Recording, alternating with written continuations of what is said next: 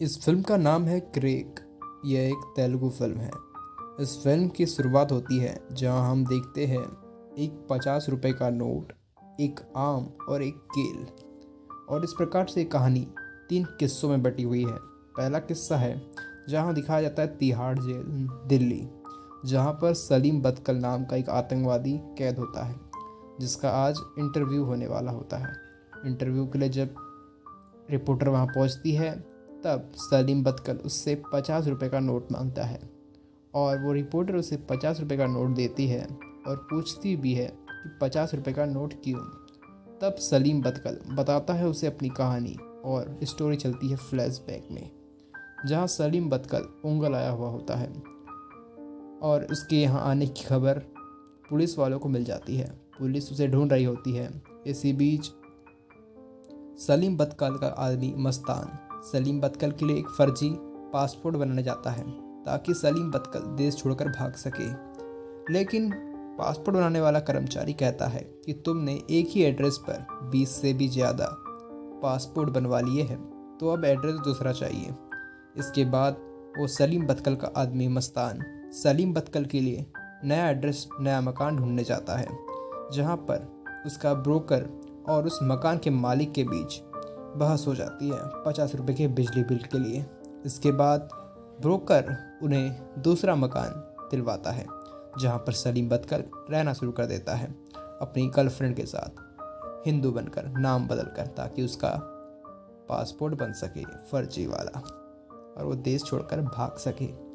इसी बीच सलीम बदकल का पासपोर्ट जो बन रहा होता है उसकी इंक्वायरी के लिए एक कांस्टेबल उसके घर जा रहा होता है। तब रास्ते में उसका स्कूटर खराब हो जाता है और वहाँ एंट्री होती है फिल्म के हीरो शंकर की। शंकर उसे, जो कि एक पुलिस इंस्पेक्टर होता है, उसे लिफ्ट देता है और उसे उस घर तक छोड़ता है जहाँ उसे पासपोर्ट इंक्वायरी करनी होती है। कांस्टेबल उस घर के अंदर जाता है, वो इंक्वायरी करता है और देखता है तो वहाँ पर एक हिंदू और एक हिंदू पत्नी होती है, हिंदू परिवार, मतलब यहाँ सलीम बदकल ही होता है जो कि रूप बदल कर यहाँ रह रहा होता है।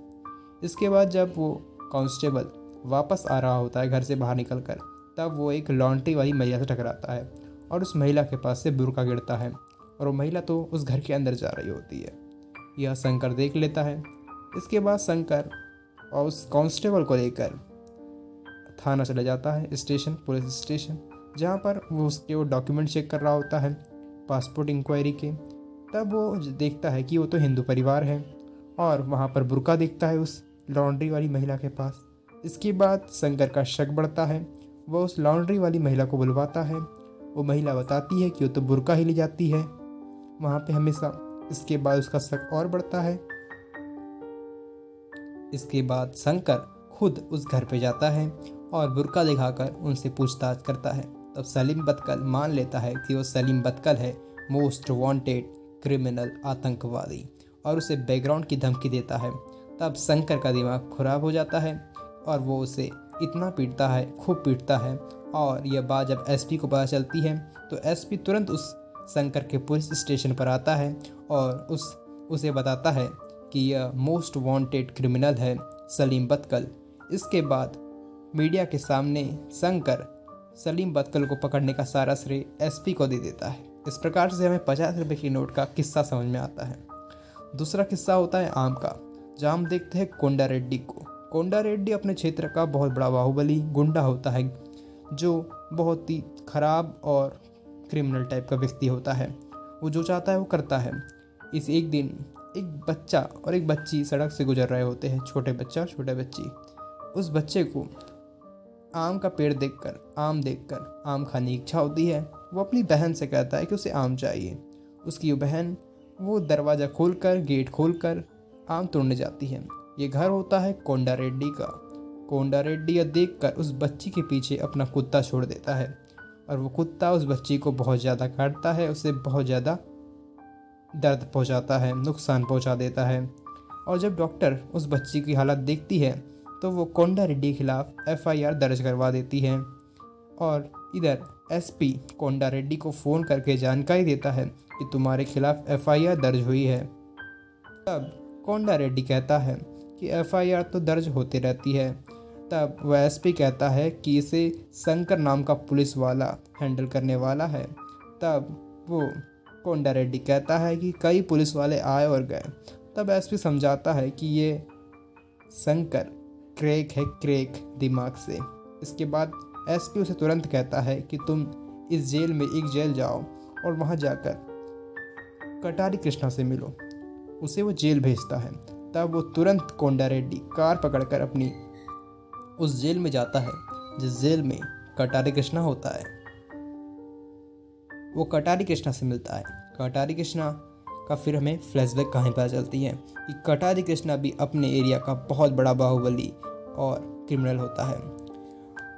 और एक दिन उसके इलाके में सीआई का ट्रांसफ़र होता है, शंकर का, और वो आदमी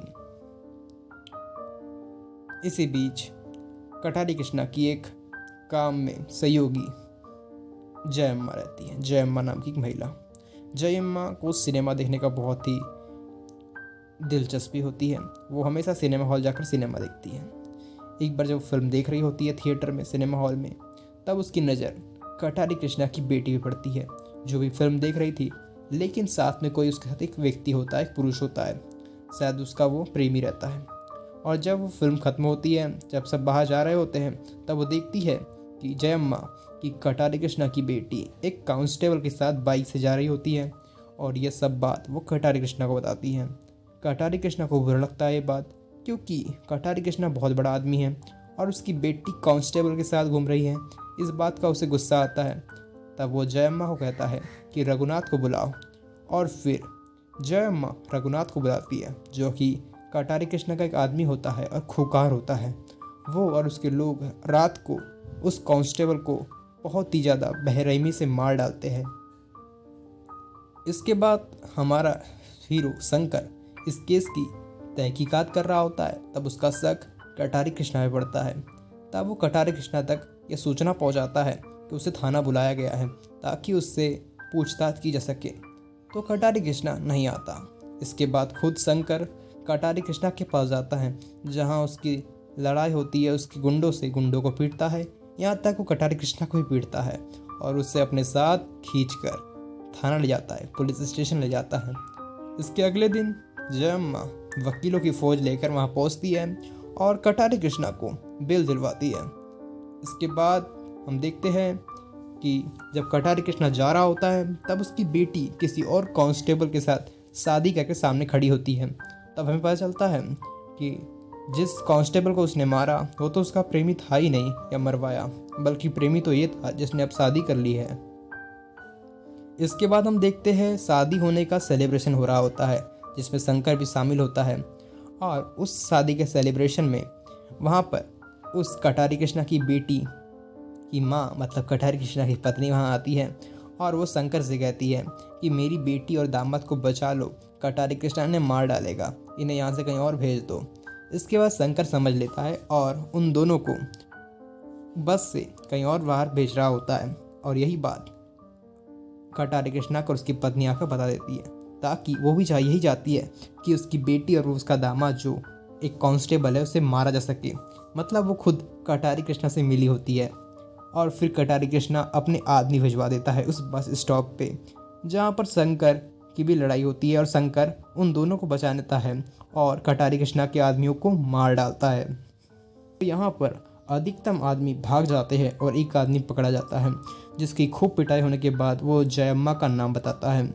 और जब ये बात कटारी कृष्णा को पता चलती है, तब कटारी कृष्णा जयम्मा को मरवाने का कह देता है, ताकि उसका नाम इस केस में ना आए और वो बच सके। और वो जयम्मा को उसके आदमी मार रहे होते हैं, तब वहाँ पर शंकर पहुँच जाता है और जयम्मा तो मर जाती है, लेकिन शंकर उनके मारने वाले उन गुंडों के पीछे दौड़ता है। और इसी बीच जब वो गोली चलाता है, तब वो गोली उन आदमियों को न लगकर, उन गुंडों को न लगकर किसी आम व्यक्ति को लग जाती है। और इसका फ़ायदा कटारी कृष्णा उठाता है और शहर में उन्माद फैला देता है, लड़ाई झगड़े। और इसके बाद कमिश्नर उस हमारे हीरो को, शंकर को, सस्पेंड कर देता है। इसके बाद हम देखते हैं शंकर क्राइम सीन पर जाता है और उसे वहाँ पर सेम साइज़ की गोली मिलती है, जो कि एक सरकारी रिवॉल्वर की होती है। इसके बाद वो थाना जाता है, पुलिस स्टेशन जाता है और वहाँ पर फाइलें चेक करता है रिकॉर्ड रूम में, जहाँ पर उसे एक गोली गम होने की जानकारी मिलती है। इसके बाद उस डिपार्टमेंट की जानकारी रखने वाले व्यक्ति से, पुलिस वाले से पूछता है। तब वो पुलिस वाला भाग रहा होता है, तब शंकर उसे पीटता है। तब वो सच सच बताता है कि जिस दिन शंकर ने गोली चलाई होती है तो वो गोली उस व्यक्ति को नहीं लगती, बल्कि उस पुलिस वाले ने पीछे से बंदूक चलाई होती है, गोली चलाई होती है और उसकी गोली से उस व्यक्ति की मौत होती है। और ये सब उसने कटारी कृष्णा के कहने पर किया होता है। इसके बाद ये सब जानकारी वो हमारा हीरो शंकर कमिश्नर को देता है। फिर कमिश्नर उसे वापस से ज्वाइनिंग करवा देता है पुलिस में। और इसके बाद हम देखते हैं कि कटारी कृष्णा शंकर से बचकर भाग जाता है और वो कहीं जंगलों में छुपा होता है अपने रघुनाथ के आदमियों के साथ। और जब शंकर वहाँ पहुँचता है तो रघुनाथ और रघुनाथ के आदमियों के साथ उसकी भिड़ंत होती है, जहाँ शंकर उन्हें भी ख़त्म कर देता है। और फिर हमारा कटारी कृष्णा भाग रहा होता है किसी ट्रक पर बैठकर।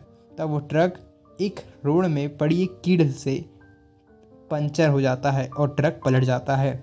और इस प्रकार कटारी कृष्णा भी शंकर के हाथों आ जाता है और इस प्रकार से कटारी कृष्णा को हो जाती है जेल। और इस प्रकार से वो कटारी कृष्णा कहानी बता रहा होता है कोंडा रेड्डी को। और इसके बाद कोंडा रेड्डी डर जाता है शंकर से और वो तुरंत शंकर के पास जाकर माफ़ी मांगता है उस बच्ची के लिए जिस बच्ची के पीछे उसने कुत्ता छोड़ा था, और कहता है कि मैं अपनी गलती मानता हूँ, मैं उसका इलाज कराऊंगा, उसकी पढ़ाई कराऊंगा, उससे माफ़ी मांगता है। तब इसी बीच कोंडा रेड्डी का साला वहाँ पहुँच जाता है और शंकर को धमकी देने लगता है कि वो उसका बैकग्राउंड नहीं जानता। और इसके बाद शंकर का दिमाग पलट जाता है और उसे भी वो जेल के अंदर डाल देता है कोंडा रेड्डी को। और इस प्रकार से तीनों जेल के अंदर और फिल्म की कहानी की जो शुरुआत होती है 50 रुपए के नोट, एक आम और एक कील से, इन तीनों किस्से की कहानी हमें समझ में आ जाती है। तो मैं आपको बता दूं दोस्तों, ये एक मांस मसाला फिल्म है और बैकग्राउंड शब्द से हमारे हीरो को गुस्सा इसलिए आती है, उसका दिमाग इसलिए फट जाता है क्योंकि वो एक अनाथ होता है, इसलिए उसे बैकग्राउंड शब्द से बहुत तकलीफ होती है। फिल्म को देख के इस एक्सप्लेनेशन को देखने के लिए आपका बहुत बहुत धन्यवाद।